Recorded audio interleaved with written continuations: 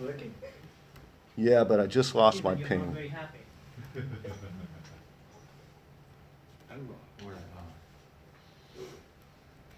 Okay, are we ready to get started?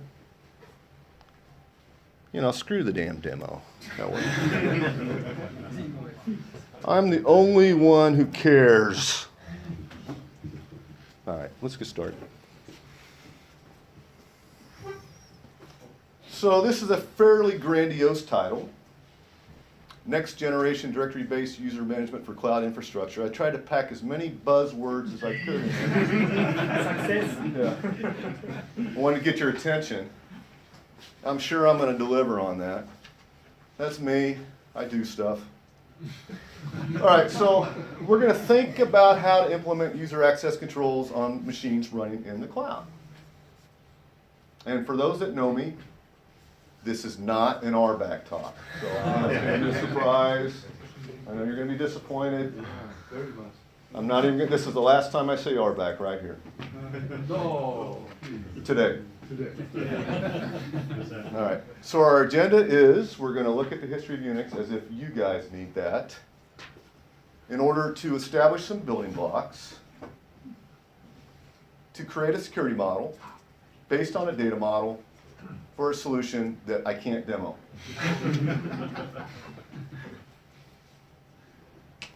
All right, history, why do we care?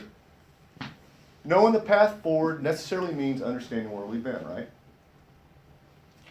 So, okay, this is the, colors are all screwed up, but that is the genealogy chart of Unix operating system. It starts out at the top there with PDP-7 in 1969. Bell Labs came out with PDP-7, and at that same time I was perfecting my tree climbing techniques, playing with matches and getting in trouble with my mom. And our CEO, Marty, was already thinking about retiring from IBM. All right, so why am I saying that? Well, okay, so off to the right, we've got the commercial variants of Unix, AIX, Solaris, HPUX, Z-Linux, all those things that we don't really, things that are starting to die off. That's supposed to be red. Somebody sprayed Roundup on it. And over to the left is the open source brethren, the Linux distros that we know and love. Why do we care? Why am I saying all this? Because that's what we got to work with, right? So we want to create a access control model that works on all variants of Unix that's in existence today. And so that means we have that soup to look at. Those are the protocols, a sampling of the protocols that have been in effect for all that time.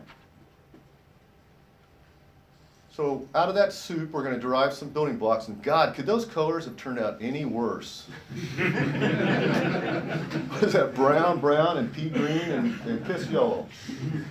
All right, so we're going to put together those building blocks, but we're not going to reinvent the wheel. Why? Because whatever we reinvent isn't going to work across all distributions, and we don't have enough time to go to the standards bodies and get it changed to do something different. We need what's going to work today, right? And even if we did come up with something new, it wouldn't run on the highways because the cloud infrastructure providers could care less about something that's common. They want to differentiate themselves from the others. So they're going to be of no help to us.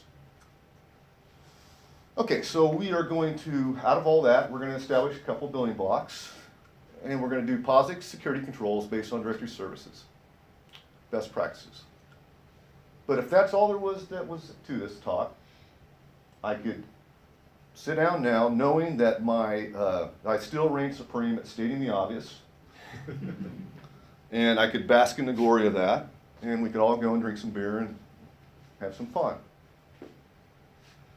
But it's not all there is to it because things are different, okay? And so I'm going to assert that there's a relatively new practice that needs to be considered, and that's I'm calling mediation. So the colors are still ugly on the building blocks, but we're starting to put some names on there in order to kind of narrow the scope a little bit. We know we need authentication, and I mean, I don't need to tell you guys what authentication is. We need authorization, and it's going to sit on a directory, of course. This is LDAPCon. And I got that mediator over there, and that's the only color that's actually right. It's still black, as it should be. It's a black box. All right, so as we think about this some more, we can start to put names on those building blocks. Like PAM, Pluggable Authentication Module, a venerable Unix standard, been around for decades. We all know what PAM is. I'm sure you guys could teach me about PAM. And it's authentication, coarse grain authorization, but we're going to use it as an authentication service. Sudo, another one of those venerable Unix standards, been around for decades. It's usually what I try to get around. Don't give me sudo, just give me root. I don't want to mess around with that principle of least privilege. It's me. Give me root. Trust me. Sudo bash. Sudo bash. But we don't trust our users, right? We want to enforce the principle of least privilege. We want to limit them to only the set of operations that they need in order to complete their job. So we're going to use sudo as our authorization service. And so this stuff needs a glue. It needs a name service switch in order to bind it to the directory. So name service switch is another one of those Unix standards. And it's going to be used to look up our user and group info. So it's just a lookup service. I like how those ugly colors are still down there. LDAP, I mean, we all know what LDAP is. We're going to use it because we're going to store users, passwords, and groups in there. Okay, so this is where things start to get a little interesting. So 27 years ago when I started my IT career, and we would install a Unix box, that thing would be around for months, if not years, and even decades. And there weren't that many of them. And so, who cares? You know, hey, give me root. Okay, you just call the guy up, you get it. You know, it's a multi-user box. It was different then. Today, 2017, we're in the cloud, everything's elastic. The life cycle of machines is sometimes just seconds, right? For the duration of a test. It might be weeks and months. Relatively rare does a machine ever last for a year. So why am I saying all this? Well, we've got a problem, and that is new machine pops up, and somebody's got to call an administrator and say, hey, give me access, right? And so that's that hurts productivity. You got people sitting around waiting, and I don't know, when I was in the corporate world, you called people, it could take up to a week to get something. And so that's a week that you don't have access to that box. On the other side, we don't practice the principle of least privilege and we just hand out root to everybody. And so then we're basically giving people too much power. And we're not treating that resource as a critical resource like it is. So we need something to help us out. So this mediator, and this was a use case that I was going to show you on the demo, but I can't. But it's just a simple scenario. A new machine pops up. It registers itself by just calling the mediator and saying, "Hey, dude, add me." You know, it doesn't really know anything more than that. And then the mediator is a sophisticated piece of machinery. And so it's going to look at its policies stored in the database, and it's going to consult those policies, and based on those policies, it's going to update the directory accordingly, automatically. So within seconds, people have access. So really, mediator is just a code word as a subset of IDM, of course. We all know what IDM is, and you can add your own feature there of what you like in IDM. For today's talk, it was mostly provisioning and parameterized roles, but there's other things, obviously, that are very important here for governance and things like that. And so I'm an open source guy, so I will only consider open source tools for any solution that I'm going to be behind. It has to be open source. So you might ask me why that thing's on there, but that's another story. And so midPoint is a IDM system that those of you that were in Edinburgh in 15, you might remember that the team from Evolvium, Radovan, and Katarina came and did a nice demo on midPoint. I don't know if you guys remember that. And so that's something that I have running that I was going to show you. We've been playing around with it for about a year, 2 years. And, but there's others out there that are worth considering. Apache Syncope is a quite good one that people are starting to use. I don't really know about those other two. I just put it on there to make the slide look full. I'm sure you guys have your own options there. Okay, so we're going to switch gears. We're going to talk about security model. What is it that we're trying to do on these machines? What are we trying to achieve? So specifically, what we did in our research project is we were able to achieve 3 kinds of security checks. We had authentication with LDAP and coarse grain authorization, which was handled by PAM. And we had the medium grain authorization, which was handled by sudo. So that's where basically what we were able to do on these machines. And we need some, anybody see anything wrong with this slide?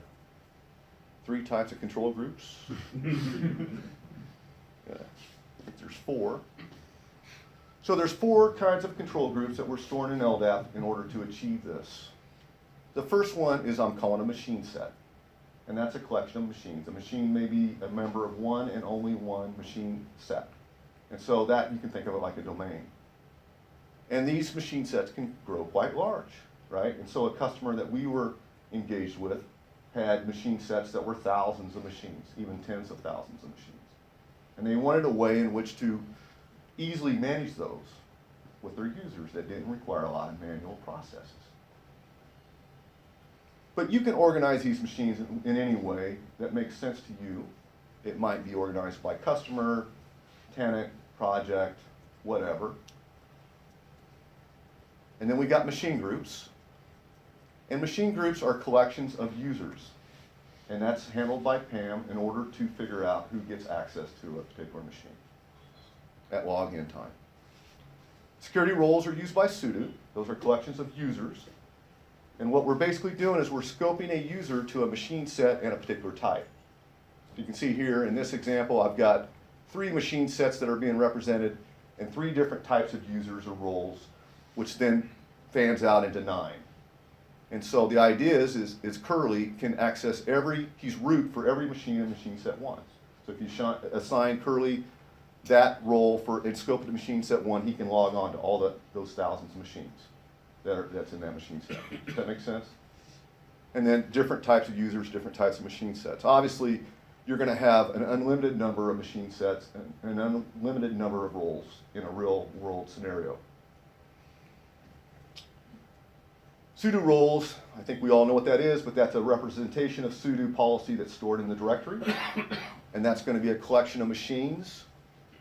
And those are the machines that participate with that particular role. And that's the 4th kind of group. So we've kind of made a mess here, right? So we need a way in which to make this make sense. And really what I want to be able to do is I want to be able to take a user, say Curly, and say, yeah, you're root for machine set 1, and then the mediator just goes off and pushes and touches all the groups automatically and shuffles the deck however it needs to be shuffled and does the work. And I could take another user and say, yeah, you're an auditor in another machine set, and so on and so forth. So this is the semantic that we were aiming for, and you can't even see that, but that was admin. So Curly's an admin, and then we scope them in machine set 1, and then it should just happen. I shouldn't have to go to every machine in machine set 1 and then flip the switch. There should be this higher level abstraction that's able to do this for me. Okay, so switching gears again, let's talk about data model. What's it look like? We're at LDAPCon, we're going to use standards.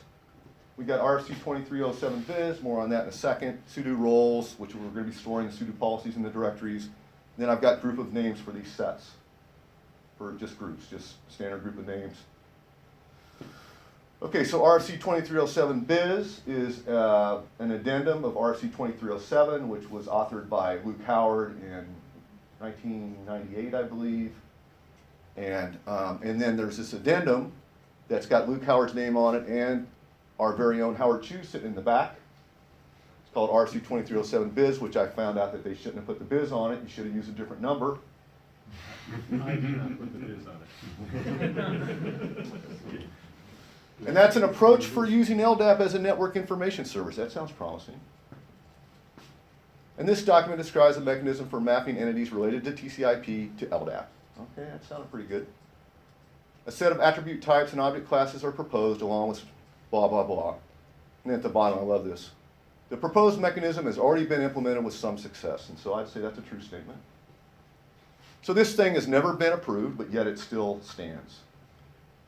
I'm not the first one who's come up here in front of you to talk about this. Mr. Mark Bannister came up to us in Edinburgh in 15 and gave a quite impassioned plea to reinvigorate the community, to fix the problems that are inherent in that standard. And if you're interested in that, you can click on that link. I'm not going to go into the depth that he did. What's different about Viz from the original? From my perspective, the biggest difference is right here. POSIX account and POSIX group are auxiliary object classes instead of structural. What does that mean? That means an adopter doesn't have to replace their data model. They don't have to replace their data. They can just update it, which is rather convenient. Sounds good. And so we're LDAP, so we can arrange all that in pretty nice, pretty little LDAP. Isn't that pretty? Colors aren't, but. Okay, so as a review, a machine set is a collection of machines. That's the physical representation right there. A machine group is a collection of users. A security role is a collection of users that have that particular privilege scoped to a particular machine set. And then here's the sudo schema. It's really, for our purposes, a collection of machines that are participating in that role for that machine set. We kind of made a mess here because we're putting data all over the place, and who's going to be able to keep track of it. So once again, we need some sort of mediation in order to shuffle the deck so that when I say scope curly to M1 admin, something knows how to go touch all those groups and do what it has to do. This is where I was going to pull up midpoint and wow you.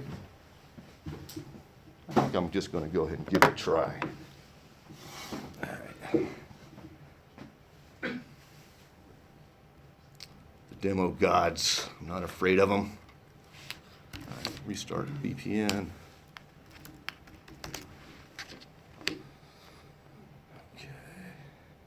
All right, that looks promising. All right, so this is the midpoint console right here. You guys would have saw this in 15. It's a Java-based application. It's running in Tomcat. I've got this running in the cloud right now. It's quite powerful. I'm logged in as administrator. You can scope this, according to the role, then you'll get a different view. So this isn't a midpoint talk. I just want to give you an example of what a mediator can do for us. So I'm going to pull up a user curly, like we had in the diagram there, and I'm going to assign him to a role. You guys see that? Okay. So I'm going to make him root, and I'm going to scope that to a machine set. Right there, that's organizational unit, M1 set. And I'm going to save it, and then this thing's just going to know what to do. So what does that look like in the data?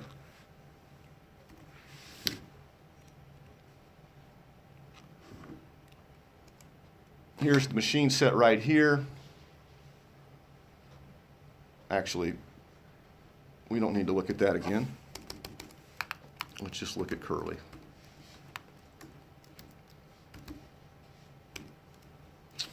So just then, through that operation, midpoint created a POSIX account, an INET org person object in the directory right there.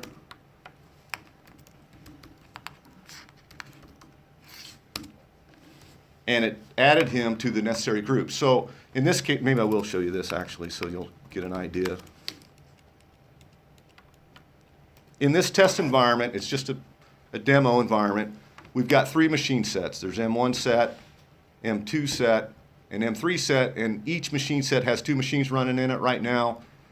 And so you can see here we've got 6 machines in all. There's a naming convention on these machines where it has the designation from the data center. In this case, it's in our New York data center.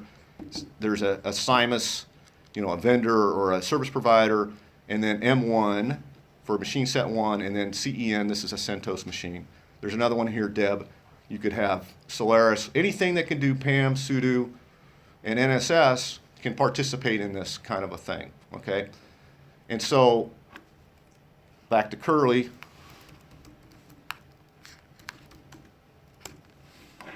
We can see his groups that he's a member of right here, and we can see that he's been added to, here it is.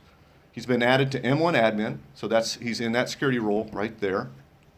And he's a member of a machine group right there, M1 CEN 07 and M1 DEB 08. So that means theoretically Curly should be able to sign on to one of those machines. So let's give that a try. Is that the right one? Let me get the IP address. So let's log him on to, say, this one right here, 12.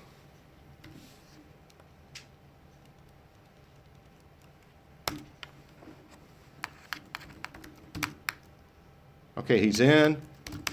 And again, I can type ID and see from the command line what groups he's a member of. I can interact with sudo to see if he is indeed root. He is. So he's got root level access to that machine. If he tried to log on to another machine, but he's not in the etc password file. So if he wanted to, he can edit the etc password file, but he's not in there. Right? He's not a local user. Now, you could still have a local root sign on, of course, but he's not in there. So he's in the directory. Okay, so that's kind of how it gives you kind of an idea of what's going on there. All right, so let's look at the solution briefly. So I'm a software architect, and they pay me to make pretty pictures. And this was really pretty before the colors got screwed up. So we got our happy little machines running in the cloud down there, all interacting with LDAP. LDAP's right there, and he's talking to the mediator, which is a black box. Anything, And then it's interacting. The mediator has its database for its local copy of the policy, as I said before. And then, of course, the mediator has to have HTTP port in order to interact with it. So we can make this a high-level design, and I never would have put purple in there in a million years. But, and kind of look a little bit closer underneath the hood. So for the mediator, we're talking about midPoint, which is a Java application, so it deploys as a web application archive inside of Apache Tomcat. And then it's got a database. I chose PostgreSQL. midPoint can use any relational database. And it has its own schema. So it has a local copy of all that. And then, of course, OpenLDAP. We've got the schema that I've already described to you in there. And then we got our happy little machines right there of any kind of flavor of POSIX that supports the technologies we already described. And we got our users right there. So that's kind of what's going on in the data center. As far as the client machines are concerned, we've got to do a little work. Now, one thing we don't want to do is have anything different on that distribution. So, SIMUS, our name, SIMUS, is system management. What's the S again? Software, thank you. So I guess you could say we have an affinity for this kind of a thing, And so we've been here before, and we've sent people here talking about system management. We've gone into various different things. And I think one of the first mistakes we made was having our own versions of these PAM and NSS libraries that you then had to support. And we've kind of gotten out of that. We don't want to do that anymore. So we just want to be able to use the common distros and what they have. But we still got to do a little bit of work. So on the client machines, in order for them to participate, there's going to have to be some sort of script in order for those machines, when they fire up, to kind of register themselves. And they're going to have to bind with PAM. They're going to have to bind PAM, sudo, and NSS to LDAP. And then they got to call the mediator and say, add me. Okay? So, but again, we want this to be automated. So we have to have some sort of way in which to apply that simply when a new machine is created. So let's have a look at one way that could happen. So I have a machine right here, M1 DEB 10, so that's a Debian machine in 10. It's a Debian machine in machine set 1. And that machine is not yet in this network. So I can verify that, again, by looking at this machine set. In machine set 1, you don't see a Deb 10, right? It's not there. So Curly couldn't log in. He could try, but he's not going to get in because that machine doesn't know anything about LDAP right now. So we're using, for this project, CenturyLink CenturyLink is an infrastructure as a service. It has a, a web console, which I'm at right here. And they have a construct that's called a blueprint, okay? And a blueprint is a way in which for you to apply something like this script that I was talking about automatically. So I've already kind of prepared this blueprint. You can see that I've scoped it to a server, which is the M1 Deb10. So I want the blueprint to run on there. And then I've specified the LDAP server host name, of course, because we're going to be doing TLS. And then I've got the IP address, and then I've got the machine set specified right there. And then I say deploy. And so this is going to take a few minutes, but we'll just let that run. And I'll jump back to the slides. And actually, the script doesn't take that long. It's the CenturyLink part that is the delay. Okay, so on the server side, we already talked a little bit about this. I don't really think I need to talk much more about it. Of course, in deployment, you still get ugly colors. But yeah, I mean, HA, you're going to have multiple LDAPs, you're going to have midpoint, in real world, we've got it all running on a single server. In the real world, you would never do that. Okay, so I'm already kind of doing this demo, but the idea here is it's a large technology company. They've got thousands, tens of thousands of machines, and lots of domains. They're scattered all over the globe, and they want to be able to do something like this. And so that's kind of was the driver for us. And so in this demo environment, I've set up, again, 3 machine sets, and I've got 3 users, Curly, Mo, and Larry.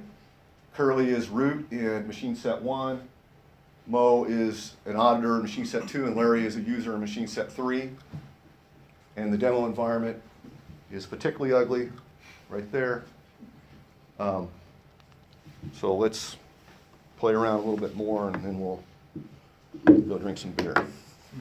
All right, so that script should be done running, and it is. So now if I run that machine set, we should see that Deb10 in there, and it is, which means that Curly should be able to log on to that machine now as root. So let's verify that real quick.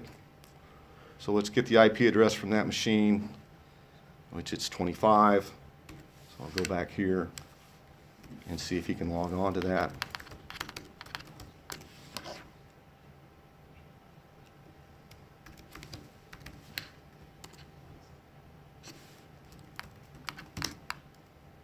And he's in. So that's what we're talking about, right? No delay, the machine gets added, bam, we're in the cloud, machines are popping up, we don't want to have to wait, we don't want to have to call somebody up, hey, can you make me root for this new machine, where did he go? Where's our admin? Oh, he's off to lunch. Well, then who's going to take over? Well, we don't know. So we're just taking that middleman out of this.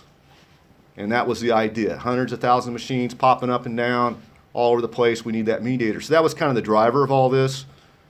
I mean, I could go on and sort of show you a few more use cases with Larry and Mo and logging on to different machine sets, but I think you guys probably get the picture. So, and I don't want to take any more chances with the demo blowing up. So that's a wrap up. I hope you found this interesting.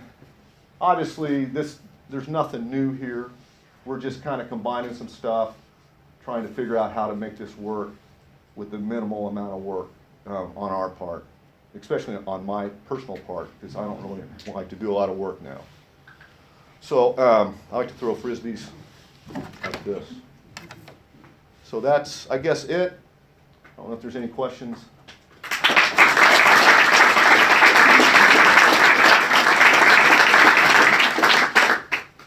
Why does midPoint use a database when it can just store everything in the LDAP? Yeah, so the question is, why does midPoint use a database when it's already stored everything in LDAP? It's a good question. We asked them the same question. I mean, we would love for midPoint to store everything in LDAP, and that's, I think, really the dream. For this kind of scenario, where the mediator is really controlling one resource, that's the most efficient way, right? That's the way it should be. midPoint is not, midPoint is a full-blown IDM and governance system. So it views the world in a different light. So it's there because there's not just one system of record. There's 25 of them, right? And so we just took this technology and applied it for this situation. Obviously, with the data redundancy is not ideal. But you're right, it should just store it in one place. How do you authorize who is allowed to deploy a machine? And How- how do you secure the initial machine registration? Question is, how do we authorize who's able to deploy a machine, and how do we secure the machine registration? Mm-hmm. It's a good question. You know, CenturyLink has a console which has it has its own access control model, so that'd be Okay, the but first. then you double access controls and user management. That's true. Yeah. Because I mean, the idea in IETF is you have a setup admin role, you know, and your deployment system can grab Hmm. the SSH keys of the people who are setup admins Right. and deploy those in the pre-seed file or auto-yast or something, or the kickstart files. Right. And then in the next step, the configuration management would finish up the system configuration. Yeah. Yeah, and yeah. I mean, the one person in the room who's just paranoid about security, you know, you're right. Everything you just said is right. So this is obviously a proof of concept. Mhm. Okay. So that would be something that you would Let's want, talk especially later. with thousands and tens of thousands of machines. Let's talk later. Yeah. Over here. But I get what you have done the deployment, but what is with the deletion of the machine? Because in the cloud, they're coming up, going down. Right. So the question is, what about deletions of machines? Right. So in that case, you could run another script, right? Okay. You must do it. You must do it, yes. Right. Well, I was going to add to the point about the double authentication thing, because then the thing is that if you had your system set up so that your LDAP server controls the infrastructure and then the infrastructure controls your LDAP, and then you end up in this weird chicken and egg of what happens in disaster recovery, Yeah. because you need to start from somewhere to then bootstrap the whole rebuilding process, and this is where DR exercises come into it, beyond just the whole security thing. So sometimes there is a benefit to a slight separation of identity in terms of your infrastructure to your other components from a business sense and a DR sense. So I mean, integration comes at a cost. You know, Yeah. if you have, I mean, if you have tight integration, you have a high automation. You know, so but of course you have to solve some hen and egg problems. You know, before. You know, so Yeah. but once the infrastructure is running, you know, I mean, you cannot stand the situation that it really falls off completely, you know. So, I mean, I'm pretty sure you won't tell your customers, oh, you know, if your directory is broken, yeah, you have to start from scratch. I mean, No. this won't happen. So No, but if you just like you know, just like putting network cables in a switch, you start to build up an infrastructure. yeah, And those is a continuous process, you know, and with IT infrastructure it's the same. It's a continuous process, you know, and you cannot reset, you know, and restart completely. That's not possible. No, you know, but the because problem- you would have to start with the network cables. Yeah? The problem is when some idiot trade person digs through a high pressure fire main over the top of your data center, and then you lose $1 million of IT equipment, and then you've got to start rebuilding that infrastructure from scratch in that location. William, I'm Actually- already having enough trouble sleeping at night. This happened to You're me. you're giving me nightmares, William. Yes, I love you, and thanks for coming, man, but you're scaring the shit out of me. But you have to solve that problem anyway, you know, so I mean, if you really look at that much money, if a data center goes down, you have to have another location, you know, so Yeah. and fail over the services, you know. Yeah. So if you really And lose even- so much money, you have also the money to have the second data center location somewhere else. I motion we that's move true. this conversation to the pub. Yeah, okay. Any other questions? Sir? Are you able to filter which groups are viewable from a computer? From machine? midPoint? Yes. Yeah, so the question is, are we able to filter which groups are viewable from, say, the midPoint console itself? No, from the virtual machine, which is From the machine? Yes. as far as the groups that are in the machine set, so like when I was doing the, Yes, because you can have some groups that are dedicated from a machine set, and you can have different roles on different machine set, and you don't want to share a role of machine set to another machine set. Maybe you don't want to export all your groups to each machine. I have to think about that one. Use IETF. That's exactly what it's doing. What's doing that? My IETF. Oh, okay. Need I to thought you know said, principle. I thought you just called me an idiot. Which No, I'd I have, mean, it's exactly the goal. Need to know. Yeah. yeah. Great questions. Any others? Which pub are we going to? There's, the one with the most beer selection would be the one I'd choose. All right, thanks. Thank you.